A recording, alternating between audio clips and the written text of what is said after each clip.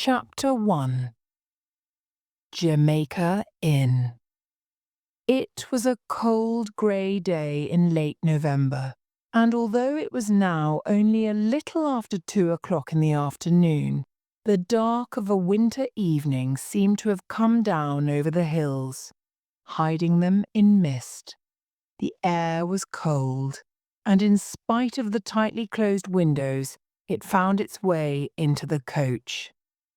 There must have been a small crack in the roof, because now and again little drops of rain fell softly through onto the leather seats. The wind blew hard, and on high ground it blew with such force that the whole body of the coach trembled and struggled to stay upright. The wheels of the coach sank into the holes in the road, and sometimes they threw up mud against the windows, where it mixed with the rain so that any view there might have been was blocked out. The few passengers sat close together for warmth. Mary Yellen was sitting where the drops of rain came through the crack in the roof. She brushed them away with impatient fingers. Although she was only 40 miles by road from what had been her home for 23 years, she was already beginning to miss it. The courage which was so large a part of her, and had helped her so much during the long unhappiness of her mother's illness and death, was now shaken by this rain and wind. She remembered the letter from her aunt. The writer said that the news had shocked her, that she had had no idea that her sister was ill because it was many years since she had been in Helford. And she went on. There have been changes with us that you will not know about. I no longer live in Bodmin, but nearly 12 miles outside it, on the road to Launceston. It's a wild and lonely spot, and if you were to come to us, I should be glad of your company in winter time. I have asked your uncle, and he does not object, he says, if you do not talk too much, and will give help when it is needed. He cannot give you money or feed you for nothing, as you will understand. He will expect your help in the bar in return for your room and meals. You see, your uncle is the landlord of Jamaica Inn. The letter was a strange message of welcome from the smiling Aunt Patience she remembered. A cold, empty letter, giving no word of comfort and little information, except that she must not ask for money. Aunt Patience, with her silk skirts and delicate ways, the wife of an innkeeper. So it was that Mary Yellen found herself travelling north in the coach. Villages were scattered now, and there were few smiling faces at the doors of the small houses. There were almost no trees.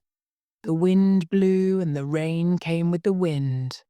And so the coach rolled into Bodmin, grey and unwelcoming like the hills around it, and one by one the passengers collected up their things, ready to leave all except Mary, who sat still in her corner. The driver, his face a stream of rain, looked in at the window. "Are you going on to Launceston?" he said. "It'll be a wild drive tonight across the moors. You can stay in Bodmin, you know, and go on by coach in the morning. There'll be no one but you going on in this coach." "My friends will be expecting me," said Mary. "I'm not afraid of the drive, and I don't want to go as far as Launceston. Will you please leave me at Jamaica Inn?" The man looked at her strangely. "Jamaica Inn?" he said. "What would you do at Jamaica Inn? That's no place for a girl. You must have made a mistake, surely." He looked at her hard, not believing her. Then he called over his shoulder to a woman who stood in the doorway of the Royal Hotel, lighting a lamp. It was already getting dark. come here and reason with this young girl. I was told she was going to Launceston, but she has asked me to leave her at Jamaica Inn." The woman came down the steps and looked into the coach.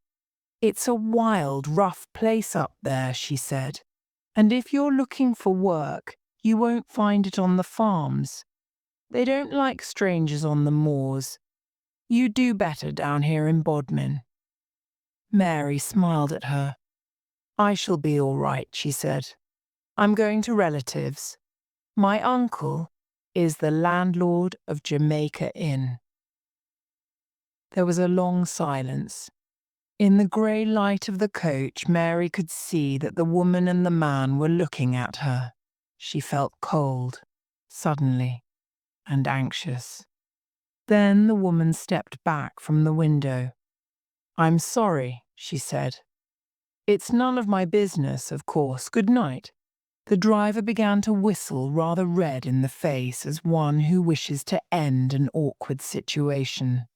Mary leant forward and touched his arm. "Would you tell me?" she said. "I shan't mind what you say. Is my uncle not liked? Is something the matter?" The man looked very uncomfortable. He avoided her eyes. "Jamaica Inn's got a bad name," he said. "Strange stories are told. You know how it is. But I don't want to make any trouble.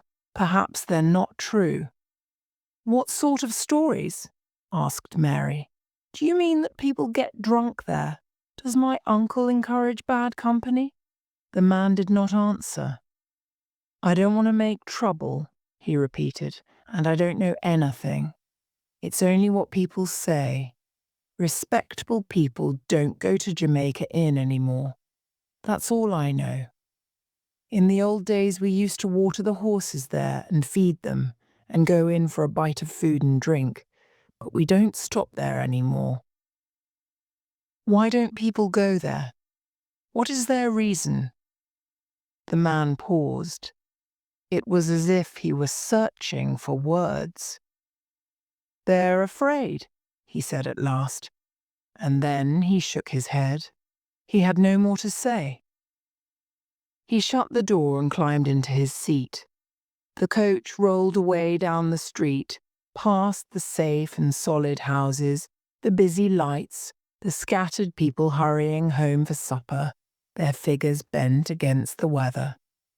Now the horses were climbing the steep hill out of the town, and, looking through the window at the back of the coach, Mary could see the lights of Bodmin fast disappearing, one by one, until the last was gone. She was alone now with the wind and the rain, and 12 long miles of empty moor between her and her journey's end. She sat in her corner, shaken from side to side by the coach. On either side of the road, the countryside stretched away into space. No trees, no paths, no houses, but mile after mile of moor, dark and empty, rolling like a desert to the unseen horizon. No human being could live in this country, thought Mary, and remain like other people. The children would be born twisted, like the blackened bushes, bent by the force of a wind that never stopped blowing. Their minds would be twisted too, their thoughts evil, living as they must among rough bushes and hard stone. She lifted the window and looked out. Ahead of her, at the top of hill on the left, was some sort of building, standing back from the road. She could see tall chimneys in the darkness. There was no other house near. If this was Jamaica Inn, it stood alone, unprotected from the winds. The horses came to a stop, clouds of steam rising from their hot, wet bodies. The driver climbed down from his seat, pulling her box down with him. He seemed to be in a hurry and kept looking over his shoulder towards the house. "Here you are," he said. "Across the yard over there. If you hammer on the door, they'll let you in. I must be going on, or I'll not reach Launceston tonight." In a moment the coach was away down the road, disappearing as if it had never existed, lost and swallowed up in the darkness. Mary stood alone with her box at her feet. She heard the sound of the door being unlocked in the dark house behind her, and then it was thrown open. A great figure walked into the yard, swinging a light from side to side. "Who is it?" came a shout. "What do you want here?" Mary stepped forward and looked up into the man's face. The light shone in her eyes and she could see nothing. "Oh, it's you, is it?" he said. "So you've come to us after all? I'm your uncle, Yas Merlyn. Welcome to Jamaica Inn." He pulled her into the shelter of the house, laughing, then shut the door and put the light on a table in the passage, and they looked at each other face to face. Chapter 2. The landlord. He was a great big man, nearly 7 feet high, with a lined face and dark brown skin. His thick black hair hung down over his eyes and round his ears. He looked as if he had the strength of a horse, with large, powerful shoulders, long arms that reached almost to his knees, and big hands. His nose was hooked, curving to a mouth that might have been perfect once but was now sunken and fallen. But there was still something fine about his great dark eyes, in spite of the lines around them. The best things left to him were his teeth, which were all good still and very white, so that when he smiled they showed up clearly against the brown of his face, but it was a cold, evil smile. "So you are Mary Yellen," he said at last, towering above her, his head bent to examine her more closely. "And you've come all this way to look after your Uncle Joss. I call it very nice of you." He laughed again, his laugh filling the house and striking Mary, in her cold, tired anxiety, like a whip. "Where is my Aunt Patience?" she asked, looking around her in the dark passage with its cold stone floor and narrow staircase. "Is she not expecting me then?" "Where's my Aunt Patience?" he repeated, copying the rise and fall of her voice. Then he lifted his face to the stairs. "Patience!" he shouted. "What are you doing? Here's the girl arrived, crying for you. She's tired of the sight of me already." There was a noise at the top of the stairs. Then down came a woman, her hand raised to keep the light from her eyes.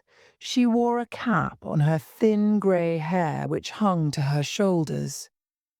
Her eyes were large, as though they were continually asking questions, and she had a little habit of moving her mouth, tightening her lips and then relaxing them. She wore an old striped skirt that had once been red and was now a pale pink. Mary watched her without speaking, full of sorrow. Was this poor creature the beautiful Aunt Patience of her dreams, dressed like this and looking 20 years older than she was? The little woman came down the stairs and into the hall. She took Mary's hands in hers and looked closely into her face. "Have you really come?" she whispered. "It is Mary Yellen, isn't it? My dead sister's child?" Mary thanked God that her mother could not see her now. "Dear Aunt Patience," she said gently, "I'm glad to see you again. It's so many long years since you came to us at Helford." The woman suddenly held her tightly, burying her head against her shoulder, and she began to cry loudly and fearfully. "Ah, stop that!" shouted the husband. "What sort of welcome is this? What have you got to cry about, you fool? Can't you see the girl wants her supper? Get out to the kitchen and give her some meat and a drink." Aunt Patience controlled herself. She led the way to another dark passage, so into the kitchen where a low fire burned. "You mustn't mind your Uncle Joss," she said, her manner changing suddenly to that of a dog that has been trained by continuous cruelty to unquestioning obedience and who, in spite of kicks and shouts, will fight like a tiger for his master. "Your uncle must be treated carefully, you know. He has his ways, and strangers don't understand him at first. He's a very good husband to me, and has been ever since our wedding day." She talked on, going backwards and forwards across the stone-floored kitchen as she laid the table for supper. There was a footstep outside the door, and with a sinking heart Mary realized that Yas Merlyn had come downstairs again. He entered the room and looked from one to the other. He pulled a chair from the wall and crashed it against the table. Then he sat down heavily and, reaching for the loaf, cut himself a great piece of bread, which he pushed into his mouth before calling Mary to the table. "You need food, I can see that," he said, and carefully buttered the loaf. He cut a thin piece from it, and then cut this into 4 quarters for her. The whole business very delicately done, and quite different from his manner in serving himself. So much so that to Mary there was something almost frightening in the change from roughness to gentle care. It was as if there was some power in his fingers which turned them suddenly and unexpectedly into skillful servants. "Patience," he said. "Here's the key. Go and get me a bottle. In the Lord's name, I've a terrible thirst." In a few minutes, his wife returned with the alcohol, which she put in front of her husband, and while she finished her cooking and served Mary and herself, he began drinking, kicking the leg of the table. Suddenly he struck the table with his hand, shaking the plates and cups. One fell to the ground and broke. "I'll tell you something, Mary Yellen," he shouted. "I'm master in this house, and I want you to know it. You'll do as you're told, and help in the house, and serve in the bar, and I'll not lay a finger on you. But by God, if you open your mouth, I'll punish you until you eat out of my hand, the same as your aunt there." Mary faced him across the table. She held her hands below the table so that he could not see them tremble. "I understand you," she said. "It doesn't matter to me what you do in the inn. I'll do my work in the house and you'll have no cause to complain. But if you hurt my Aunt Patience in any way, I tell you this, I'll leave Jamaica Inn immediately, and I'll find a magistrate and bring him here, and use the law against you, and then try to punish me if you like." Mary had turned very pale. She did not know it, but she had saved herself. Her little show of courage had an effect on the man, who leant back in his chair and relaxed. "That's very pretty," he said, "very prettily put. Now we know just what sort of visitor we have. Make her angry, and she shows her teeth. All right, my dear.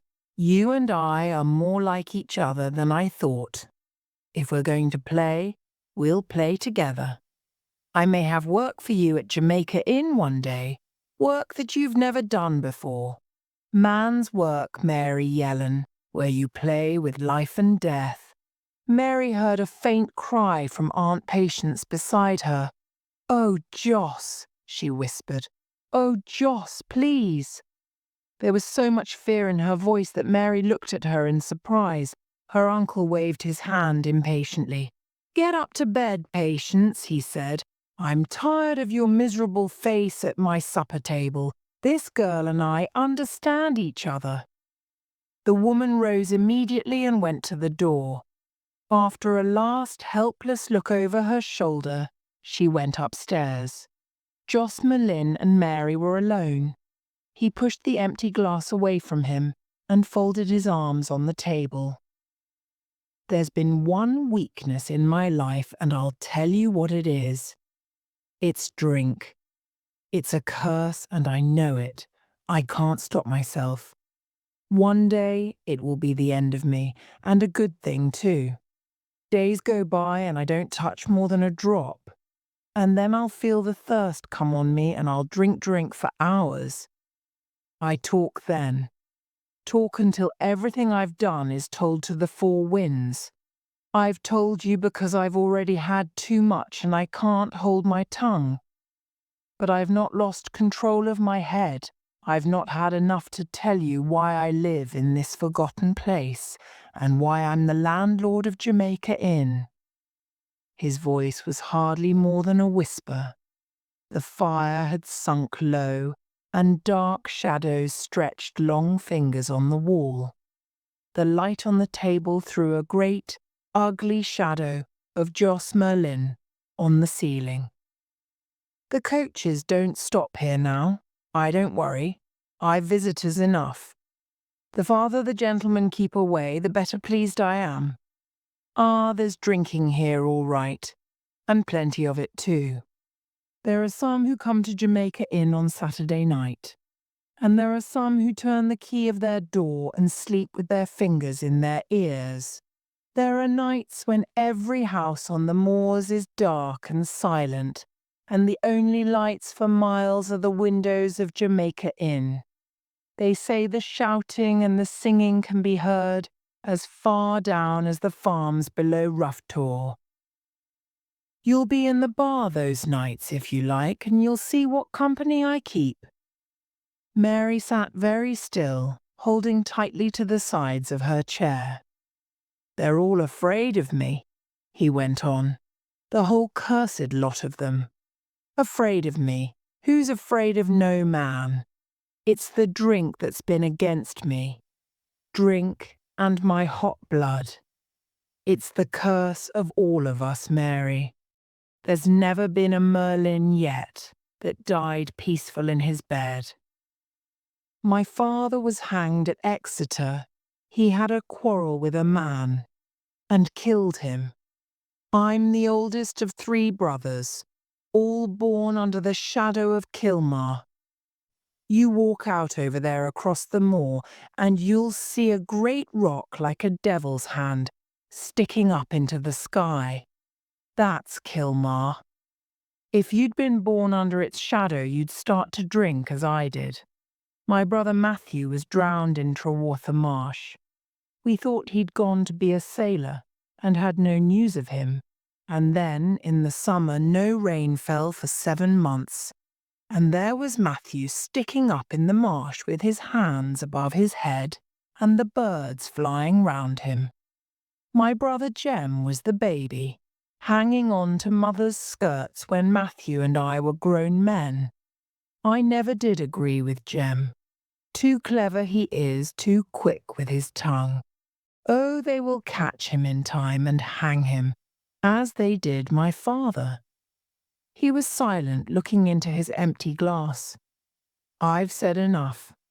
I'll have no more tonight. Go up to bed, Mary. You'll find your room above the front door." Mary was about to pass him when he seized hold of her shoulder and twisted her round.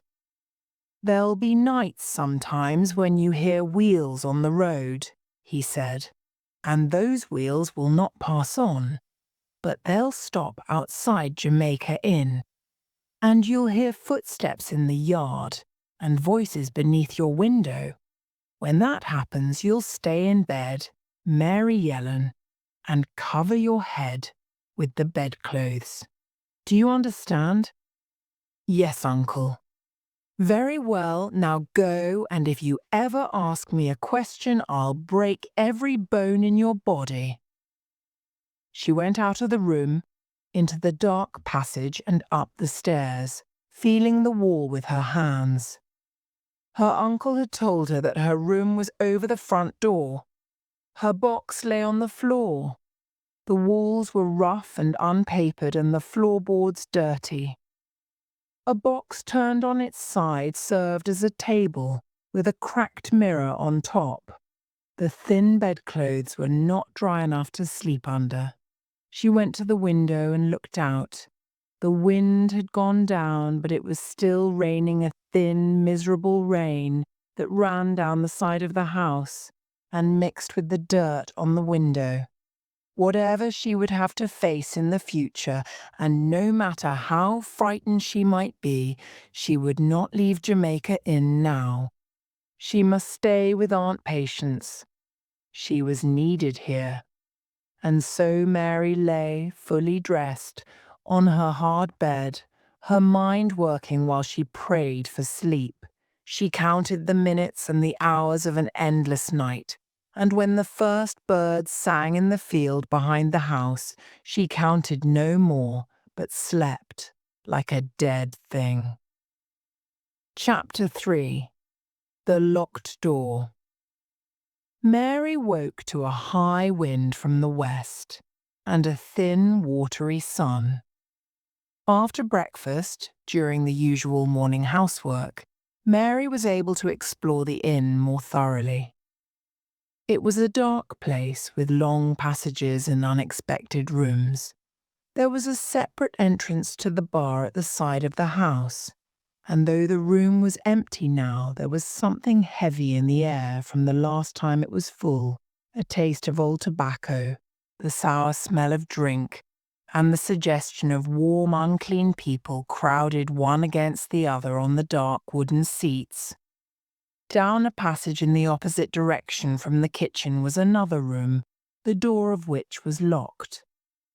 Mary went out into the yard to look at it through the window, but there was a board nailed up against the window frame, and she could not see inside.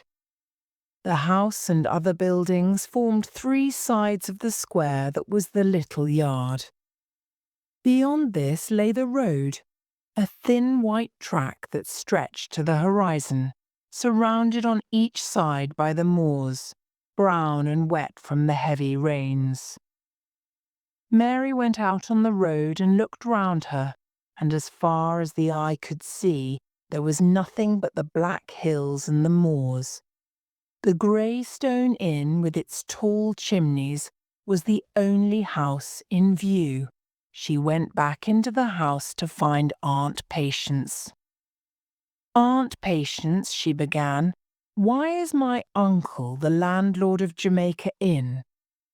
The sudden direct attack took the woman by surprise, and for a moment she looked back at Mary without reply.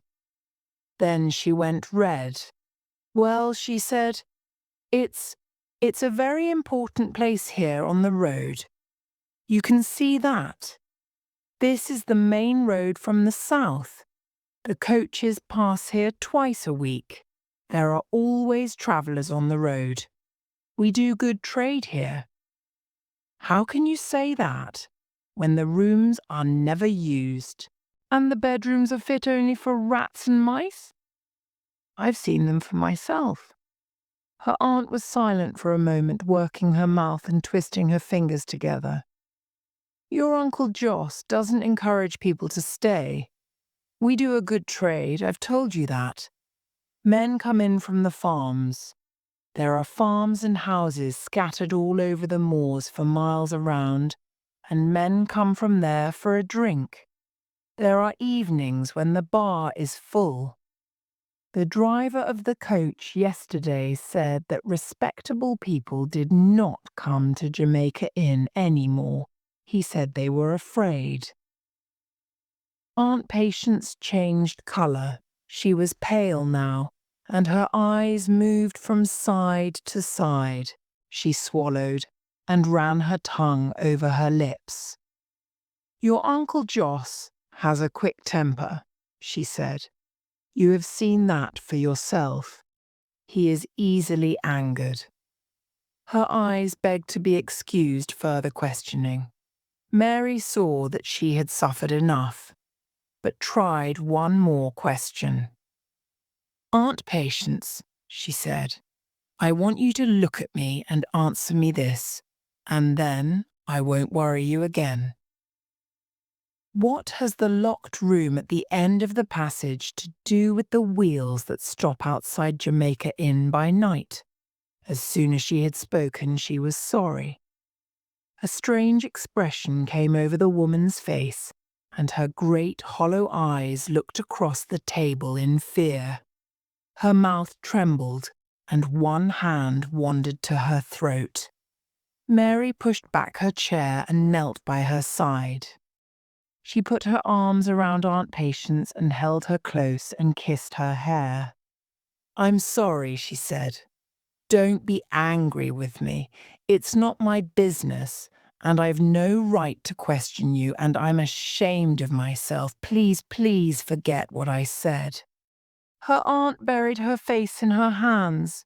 Then she looked over her shoulder, as if she were afraid that Joss himself stood in the shadows behind the door. "Things happen at Jamaica Inn, Mary, that I've never dared to breathe a word about. Bad things. Evil things. I can't ever tell you. I can't even admit them to myself. Some of it you'll come to know in time. You can't avoid it living here. Your Uncle Joss mixes with strange men who follow a strange trade. Sometimes they come by night, and from your window you will hear footsteps and voices and knocking at the door. Your uncle lets them in, and he takes them along the passage to that room with the locked door. Before day they are gone, and no sign is left that they have ever been. When they come, Mary, you will say nothing to me or to your Uncle Joss. You must lie in bed and put your hands over your ears." Then she rose from the table and pushed her chair back, and Mary heard her climb the stairs with heavy feet. Yas Merlyn was away from the house for nearly a week, and during that time Mary learnt something about the area. After helping her aunt in the house and kitchen, she was free to wander where she pleased. The moors were even wilder than she had at first supposed. Like a wide desert they rolled from east to west, with paths here and there across the surface, and great hills breaking the skyline. It was a silent, empty country, untouched by human hand.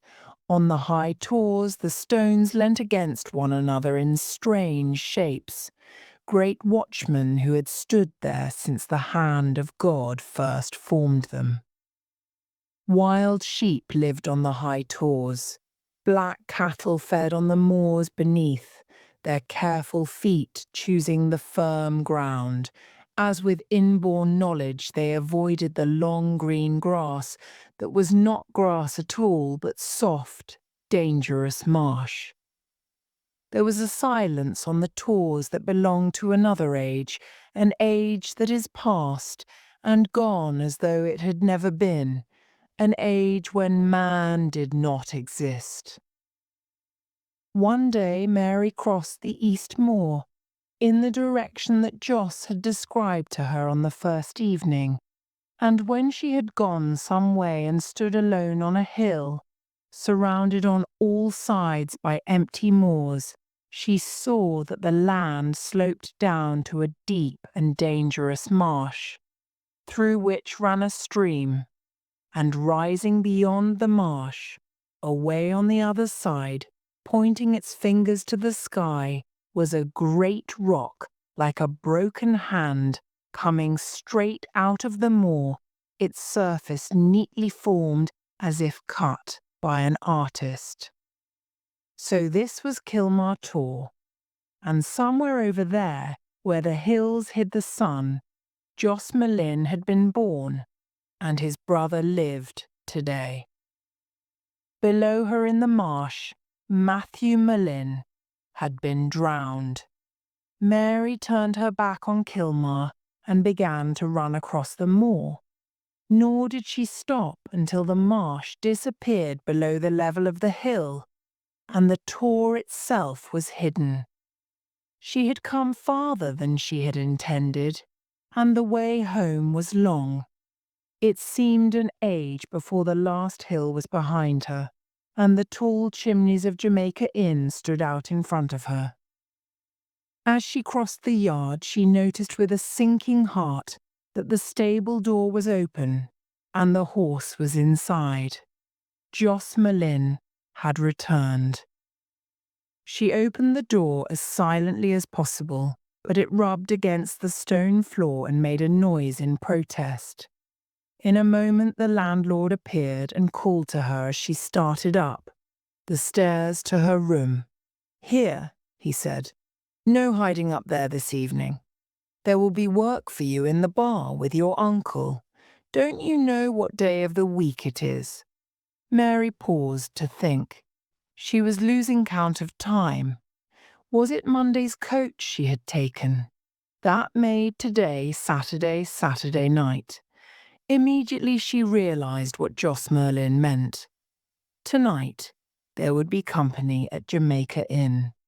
Chapter 4. Wagons in the Night.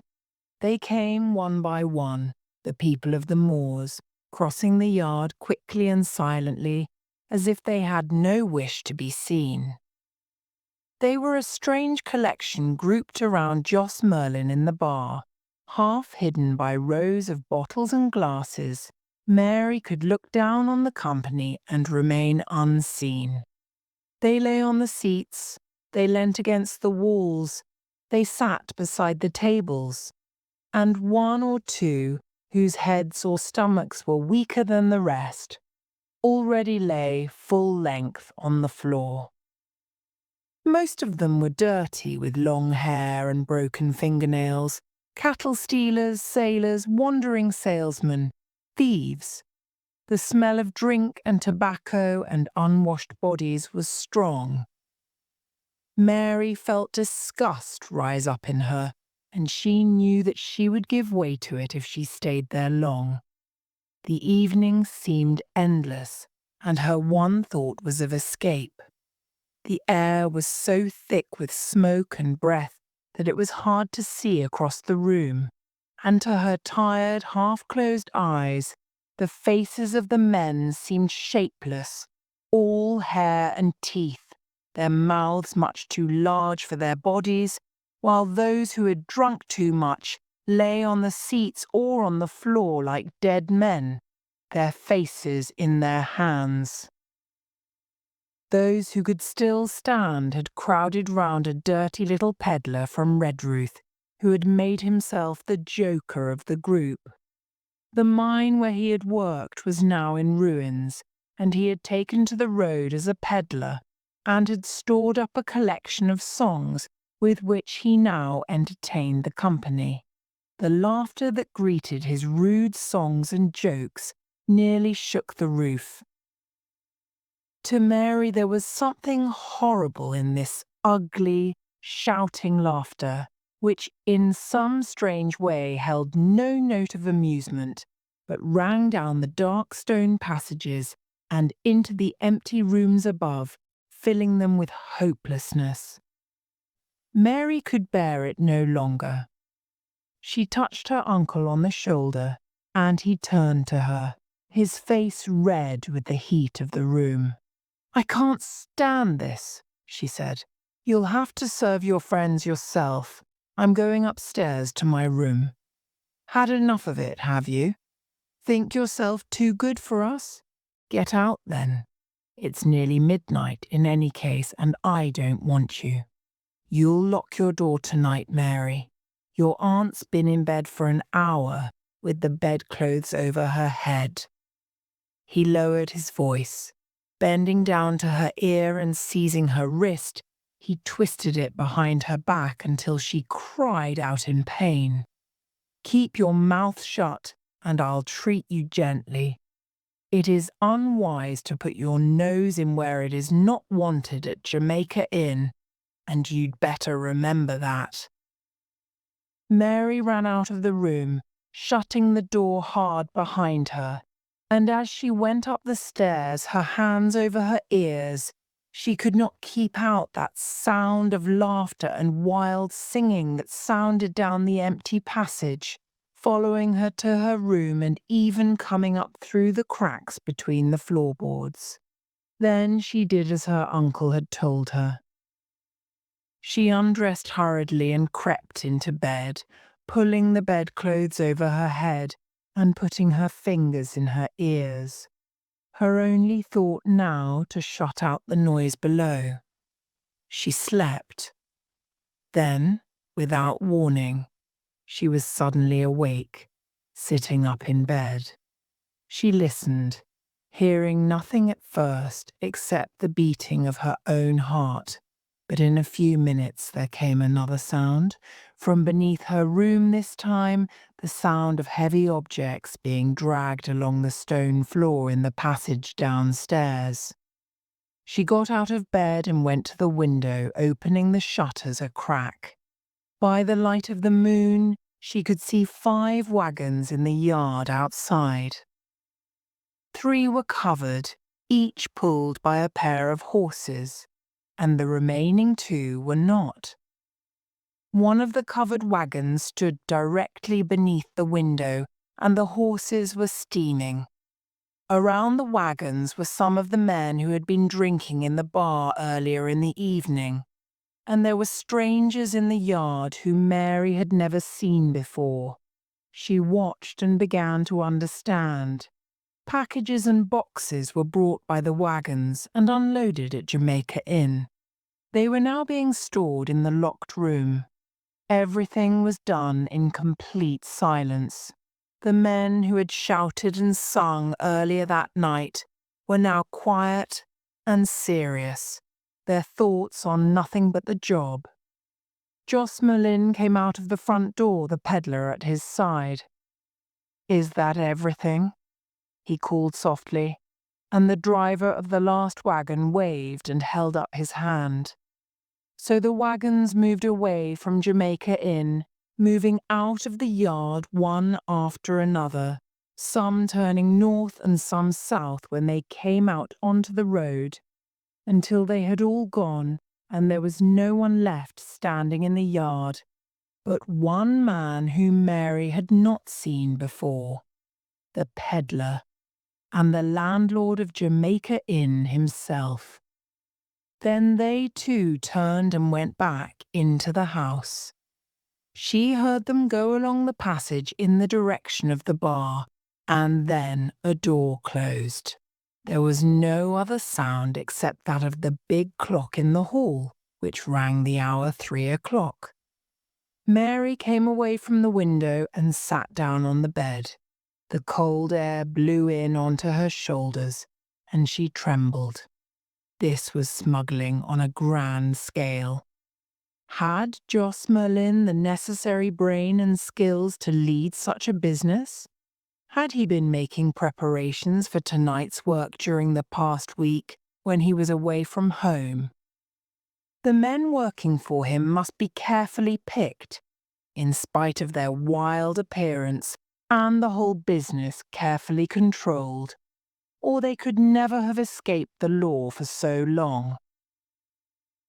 A magistrate who suspected smuggling would surely have suspected the inn, unless he were involved himself.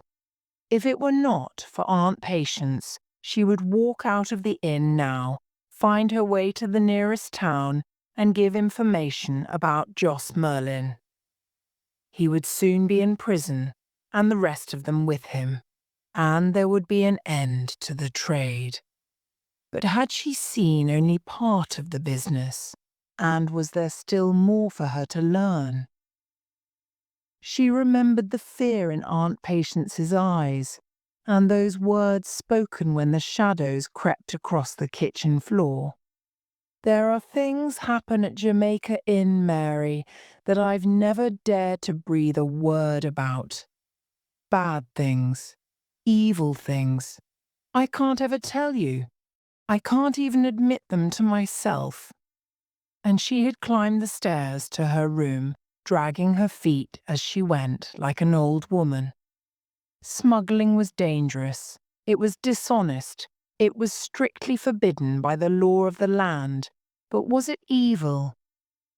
Mary needed advice, and there was no one she could ask. Here she was, a girl of 23, with no weapons except her own brain to fight a man twice her size and 8 times her strength. I'll not show fear before Yas Merlyn, or any man, she said. I will go down now and take a look at them in the bar, and if they kill me, it will be my own fault. She dressed hurriedly, and then, opening her bedroom door, she stood and listened for a moment, hearing nothing but the sound of the clock in the hall. She crept out into the passage and came to the stairs. By now she knew that the 3rd step from the top would make a noise, and so would the last. She stepped gently, and so she came to the dark hall by the front door, empty except for one unsteady chair and the great clock. As she paused, a sudden beam of light shone into the passage, and she heard voices. The door of the bar had swung open. The men must be sitting in silence on the seats against the outside wall because she could not see or hear them. Then suddenly a voice rang out, high and trembling, the voice of a stranger. No, and no again. I tell you for the last time, I'll have no part in it. I'll break with you now, and forever, and put an end to the agreement. That's murder you want me to do, Mr. Merlyn. There's no other name for it, it's common murder. Someone the landlord himself, no doubt, answered in a low voice. Mary could not catch his words, but his speech was broken by a burst of laughter that she recognized as belonging to the peddler. He must have asked a question because the stranger's voice was heard again. Hanging, is it? I've risked hanging before, and I'm not afraid for my neck. No, I'm thinking of my soul and of God above. When it comes to the killing of harmless people, and perhaps women and children among them, that's evil, Yas Merlyn, and you know it as well as I do. I tell you there's no going back now. It's too late for you and for all of us. I've been doubtful of you from the first, with your gentleman's ways and your yokeling shirts, and by God, I've proved myself right. Harry, lock the door over there and put the bar across it. There was a sudden cry and the sound of someone falling, and at the same time the table crashed to the floor. Once more the peddler laughed his disgusting laugh, and he began to whistle one of his songs. Harry, stand where you are by the door, and put your knife in him if he tries to pass you. Now, look here, Mr. Lawyer Clerk, or whatever you are, you've made a fool of yourself tonight, but you're not going to make a fool of me. You'd like to walk out of that door, wouldn't you, and get on your horse and ride away to Bodmin? Yes, and by 9 in the morning you'd have every magistrate in the country at Jamaica Inn, and a group of soldiers too. That's your fine idea, isn't it? Mary could hear the stranger breathing heavily, and he must have been hurt, for when his voice came it was sharp but faint. Do your devil's work if you must. I can't stop you, and I give you my word that I'll not give information about you. But join you I will not, and there's my last word to you both. There was a silence, and then Yas Merlyn spoke again. Take care, he said softly. I heard another man say that once, and 5 minutes later he was walking in air. On the end of a rope it was, my friend, and his big toe just missed the floor. I asked him if he liked to be so near the ground, but he didn't answer. The rope forced the tongue out of his mouth, and he bit it in two. They said afterwards that he had taken 7¾ minutes to die. Outside in the passage, Mary felt herself go cold, and her arms and legs were suddenly as heavy as lead. With a growing sense of fear, she realized that she was probably going to faint. Her uncle's voice came from very far away. "Leave me alone with him, Harry," he said. "There'll be no more work for you tonight at Jamaica Inn. Take his horse and go. I'll settle this business by myself." Somehow Mary found her way back down the passage, and, hardly knowing what she was doing, she turned the handle of a door in the hall and fell inside.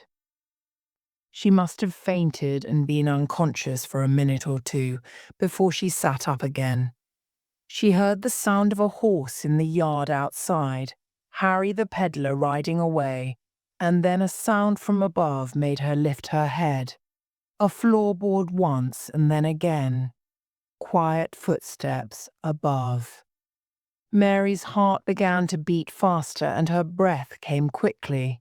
Whoever was hiding up above must have been there for hours. He must have hidden so that he would remain unseen by the smugglers. Someone, a friend perhaps, was hiding in the room next to her bedroom and could help her to save the stranger in the bar. But as she waited, trembling, she heard the landlord pass across the hall and climb the stairs. His footsteps stopped above her head. Then he knocked, very softly, on the door. Once more the floorboard made a noise as someone crossed the floor, and the door was opened from inside. Mary's heart sank, and her misery returned. Her uncle had known him to be there all the time, and that was why he had sent the peddler away. He did not wish the peddler to see his friend. Now they were coming down the stairs. They stopped for a moment outside the door of the room that Mary had entered, and for a moment she thought that they were coming inside. They were so close to her that she could have touched her uncle on the shoulder through the crack of the door. Then he spoke, and his voice whispered right against her ear. "You must say. It's your judgment now, not mine. I'll do it, or we'll do it between us. It's you who must say the word." Hidden as she was by the door, Mary could neither see nor hear her uncle's new companion, and whatever sign he made in reply escaped her. They did not stay outside the room but went off along the passage to the bar. Then the door closed, and she heard them no more. Her first desire was to run out into the road and so away from them. But she soon realized that by doing that, she would gain nothing. Quite possibly there might be other men on guard along the high road. She must have stood for 10 minutes or more waiting for some sound or signal, but everything was still. Only the clock in the hall made its usual noises, unaffected by events. Then she went out into the dark passage. No crack of light came out under the door to the bar. She laid her ear against it. There was no sound. Through the keyhole came a steady current of cold air. Mary thought for a moment. Then she opened the door and stepped into the room. There was nobody there. The door leading to the yard was open, and the room was filled with fresh November air. The seats were empty, and the table that had crashed to the ground still lay on the floor, its legs pointing to the ceiling. A last little beam of moonlight made a white circle on the floor, and into the circle moved a dark shape like a finger. It was a shadow. Mary looked up to the ceiling and saw that a rope had been thrown over a hook in a beam. It was the rope's end that made the shadow in the circle, and it kept moving backwards and forwards, blown by the wind from the open door. Chapter 5. Jem Merlyn. As the days passed, Mary Yellen settled down to life at Jamaica Inn with a sense of determination. It was clear that she could not leave her aunt to face the winter alone. She must make the best of the 6 months that lay ahead. If possible, she was determined to defeat her uncle and deliver him and his companions to the law. The events of that first Saturday night were never far from her mind, and the meaning of the rope's end hanging from the beam was clear.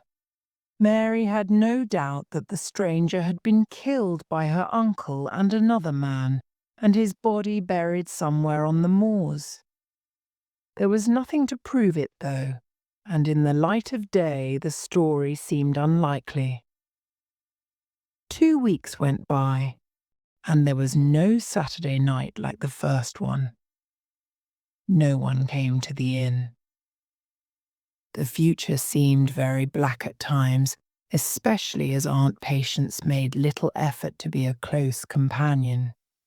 And though now and again she took hold of Mary's hand, telling her how glad she was to have her in the house, most of the time the poor woman existed in a dream, going about her duties without thinking and rarely speaking. One morning Mary decided to clean down the long stone passage that ran the full width of the back of the house.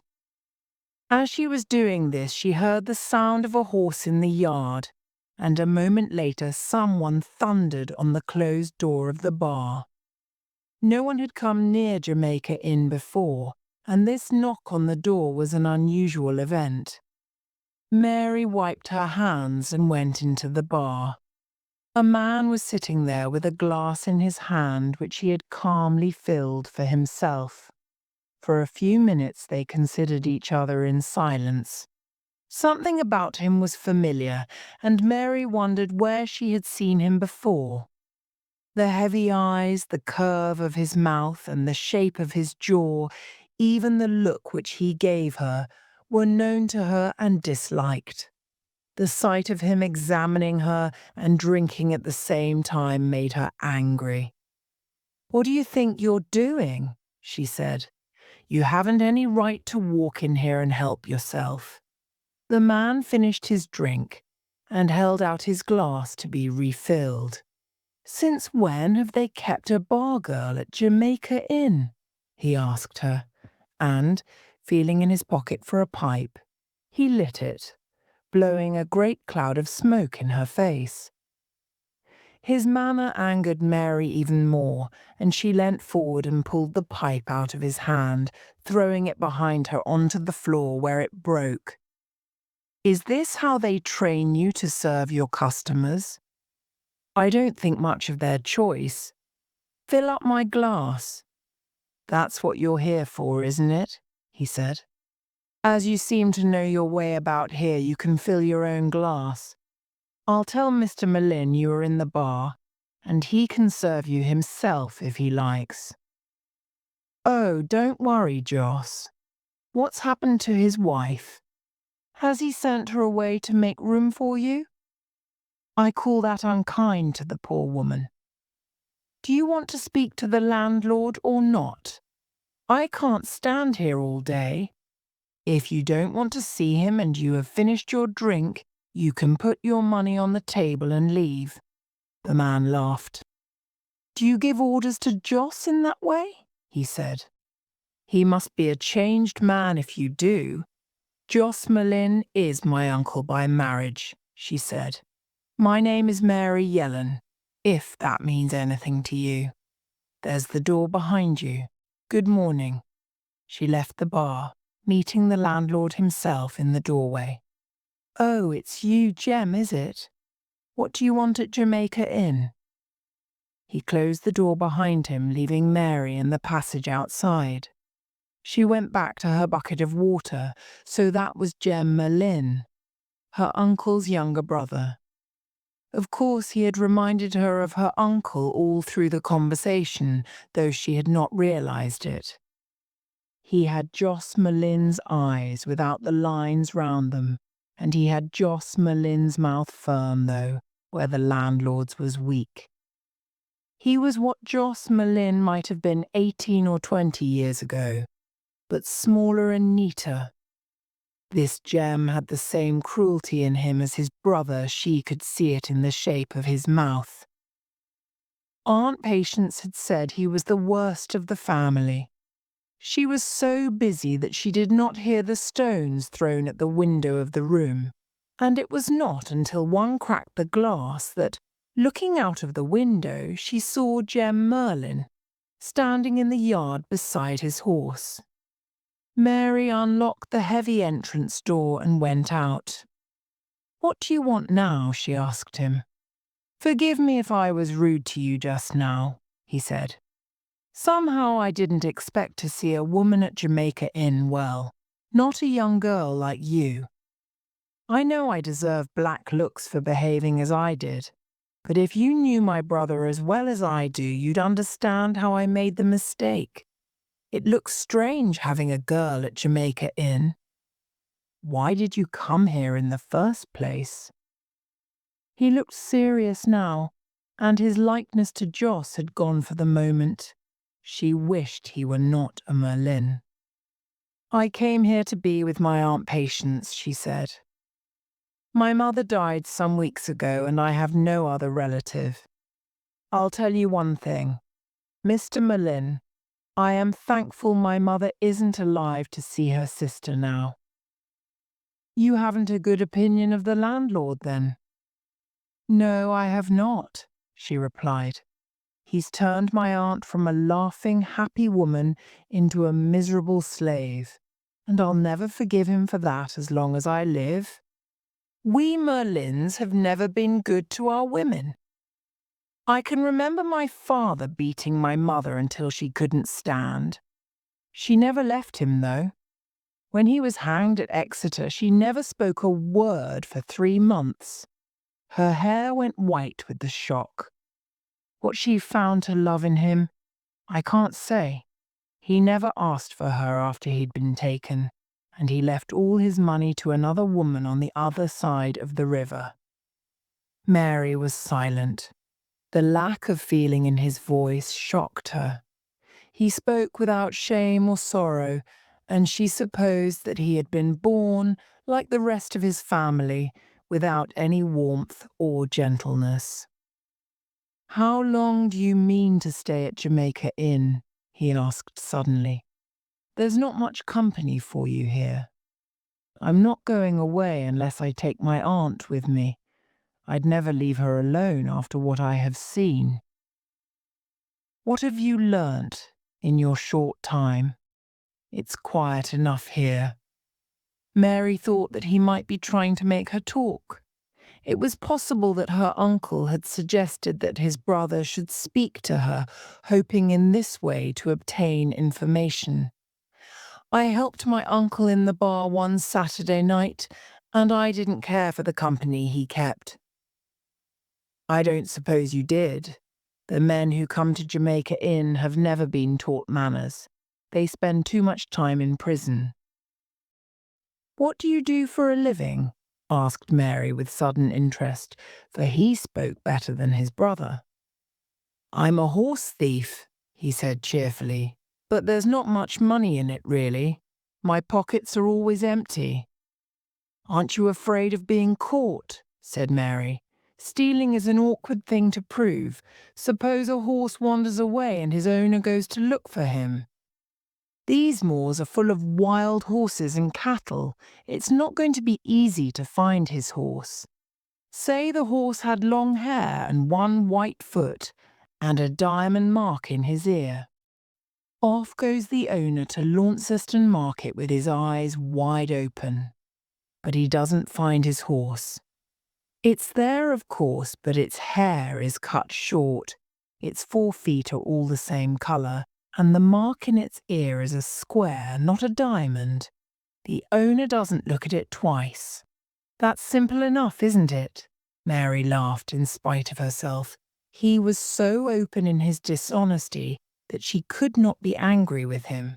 Jem Merlyn looked at her seriously, and then he bent towards her, first looking quickly over her head into the door beyond. "Look here," he said, "I'm serious now. You can forget all the nonsense I've told you. Jamaica Inn is no place for a girl, nor for any woman, if it comes to that. Why don't you run away? I could put you on the road to Bodmin." Jem threw his leg over his horse's back. "All right," he said. "I won't worry you. My house is the other side of Trewother Marsh. I shall be there until the spring, at least. Good day to you." And he was off, and away down the road before she had time to say a word in reply. Mary went slowly back into the house, and the cold, dead air of Jamaica Inn closed round her again. Chapter 6. Mr. Bassat's Visit. That night the wagons came again. This time they arrived empty, and were loaded with the last of the goods which had been left at the inn the time before. Mary guessed that this was their way of working. The inn was used as a store for a few weeks at a time, and then, when the opportunity came, the wagons set out once more, and the goods were carried to the riverbank and transported to different places from there. The organisation must be a big one, and there would be agents scattered far and wide who kept the necessary watch on events. It was with a sudden sting of disappointment that Mary wondered whether the visit of Jem Merlyn to Jamaica Inn that morning had been important. How strange that the wagons came so soon after him.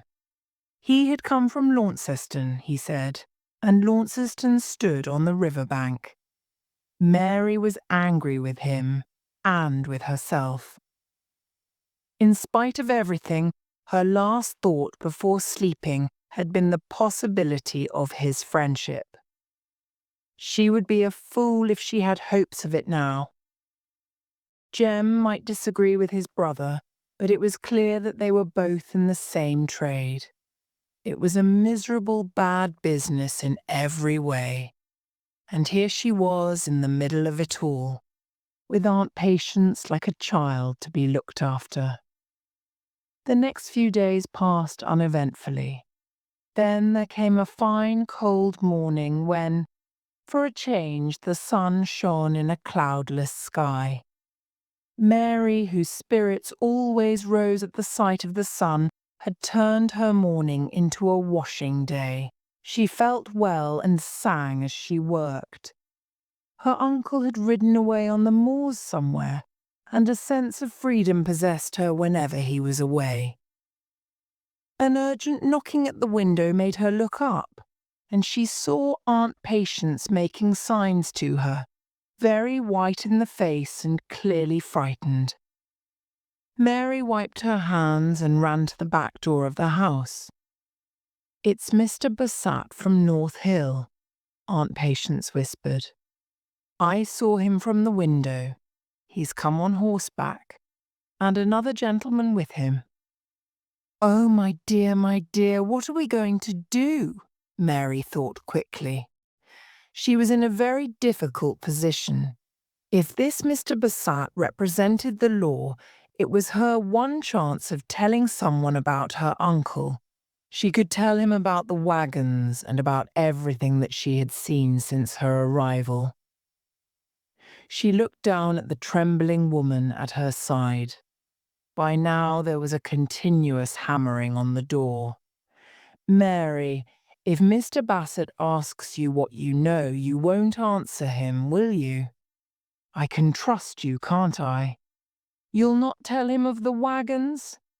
If any danger came to Joss, I'd kill myself, Mary."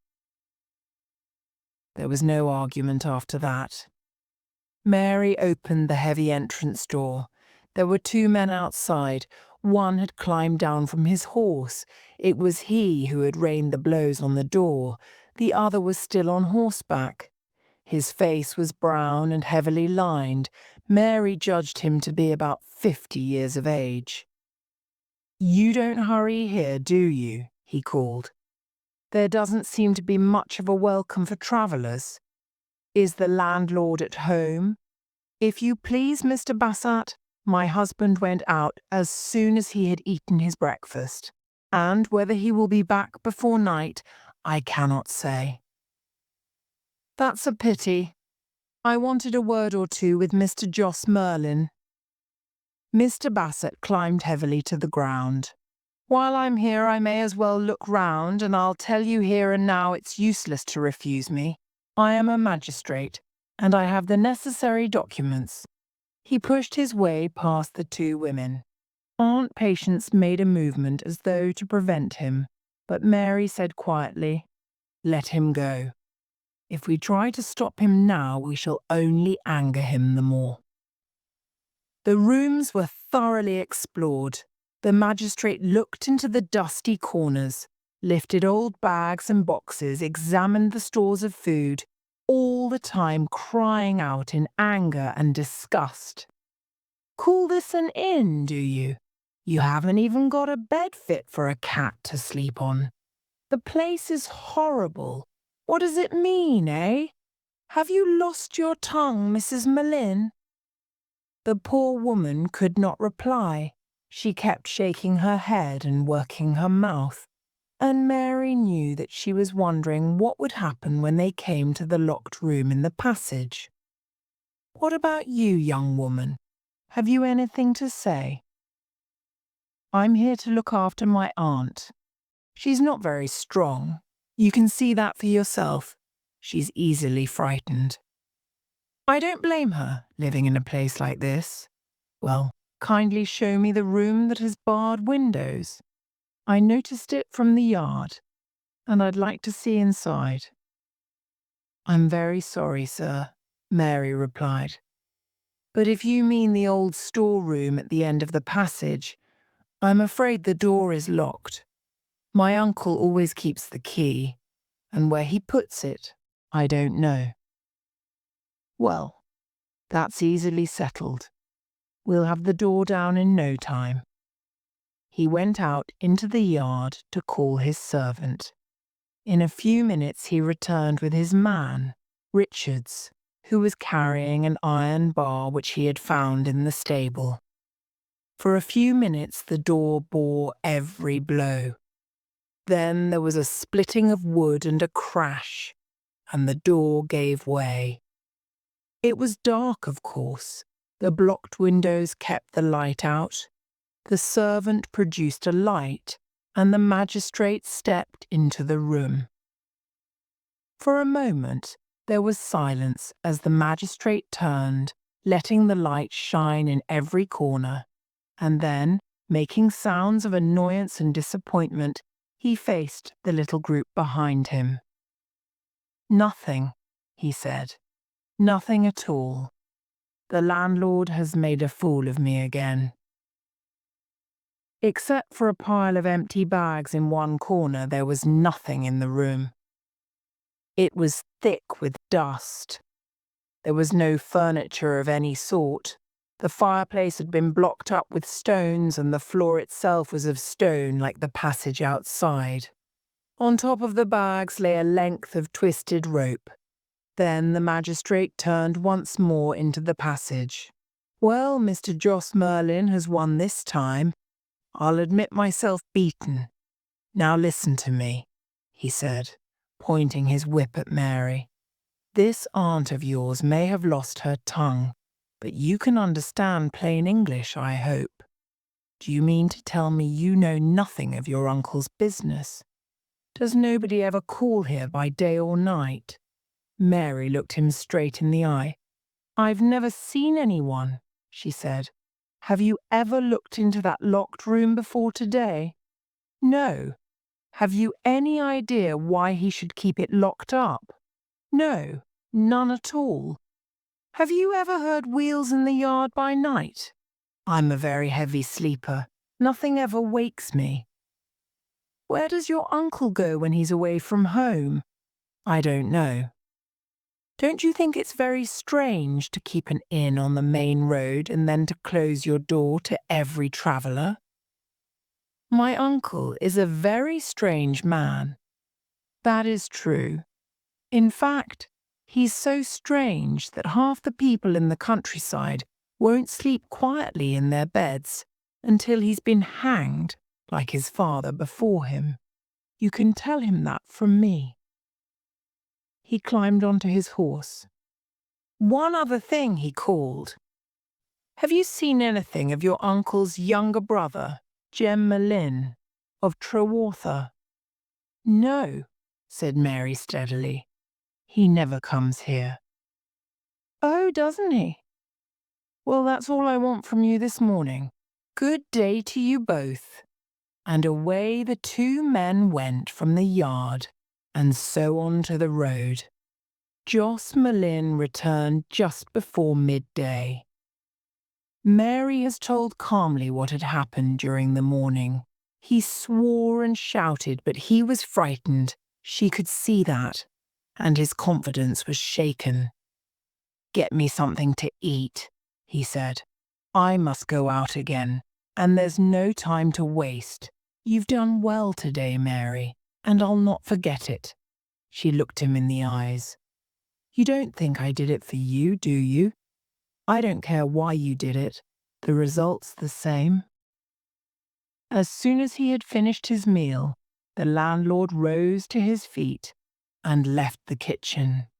Mary watched him cross the moor. She thought for a moment, doubting the wisdom of the sudden plan in her head, and then she ran down the field after her uncle. When she reached the bottom, she bent down beside the stone wall until his figure crossed the skyline and disappeared, and then she jumped up again and followed him, picking her way across the rough grass and stones. It was crazy, no doubt, but her idea was to keep Yas English in view, and in this way to learn something of his secret plan. After a few miles, she realized how difficult it was. She had to keep a good distance between them in order to remain unseen, and the landlord walked at such a speed that before long she saw that she would be left behind. The ground was now soft beneath her feet. The whole of the low-lying plain ahead of her was wet with winter rains. Her uncle had crossed the worst of the low ground with the quickness given by many years of practice. Then he was hidden by a big rock and she saw him no more. It was impossible to discover the path which he had taken across the marsh, but Mary followed as best she could. She was a fool to attempt it, she knew, but a sort of determined stupidity made her continue. When she reached the top of the hill, the evening clouds were thick and the world was grey. The horizon was hidden. Mary would never find her uncle now. She knew herself to be a fool for having gone so far on a December afternoon. Experience had proved to her that when darkness came on Bodmin Moor, it was sudden and without warning. The low cloud over the marshes was dangerous too. But there was less danger from the marshes if she kept to the high ground. So, pulling up her skirt, she walked steadily forward, feeling the ground with some care when in doubt, and avoiding those places where the grass felt soft and gave way under her feet. Her legs were heavy, and her feet felt as if they hardly belonged to her, and her eyes felt sunken away back in her head. She walked on, her head low and her hands at her side, thinking that the tall grey chimneys of Jamaica Inn would be, for the first time, a welcome sight. The path was wider now and was crossed by another running from left to right, and Mary stood uncertainly for a few moments, wondering which to take. It was then that she heard the sound of a horse coming out of the darkness to the left. Mary waited in the middle of the track, and after some time the horse appeared out of the low cloud in front of her. The horseman turned sharply to the side as he saw Mary and stopped. "Hello," he cried. "Who's there? Is anyone in trouble?" Then, looking down closely, he said in surprise, "A woman? What in the world are you doing out here? Can you help me to find the road? I'm miles from home and hopelessly lost." "Steady there," he said to his horse. "Stand still, will you? Where have you come from? Of course I will help you if I can." His voice was low and gentle. "I live at Jamaica Inn," she said, and as soon as the words were out of her mouth she wished she had not said them. For a moment the man was silent, but when he spoke again his voice had not changed, but was quiet and gentle as before. "Jamaica Inn," he said. "You've come a long way in the wrong direction, I'm afraid. You're tired out. You're not fit to walk another step. And what's more, I'm not going to let you. We're not far from the village, and you shall ride there. You shall come home with me and dry your clothes and rest a little and have some supper before I take you back myself to Jamaica Inn." He spoke with such kindness, but with such firmness, that Mary trusted him. Then she saw his eyes for the first time beneath the edge of his hat. They were strange eyes, like glass, and so pale in colour that they seemed near to white. His hair was white too under his black hat, and Mary looked at him in some surprise because his face was unlined and his voice was not that of an old man. Then, with sudden embarrassment, she understood, and she turned away her eyes. He was an albino. He took off his hat. "Perhaps I had better introduce myself," he said with a smile. "Even if the meeting is unusual, it is the right thing to do, I believe. My name is Francis Davy, and I am the vicar of Altarnon.